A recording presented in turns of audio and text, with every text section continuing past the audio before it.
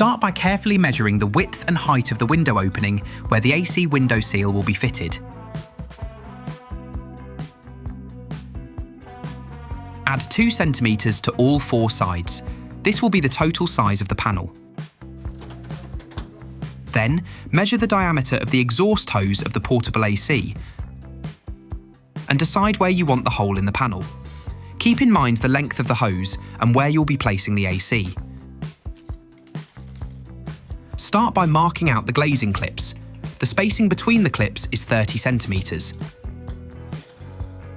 The first clip goes 5 centimetres from the corner, the rest at a spacing of 30 centimetres. Once all the clips are marked out, we can pre-drill. We use a 2.5mm drill bit. Once all the holes are drilled, we can fit the glazing clips.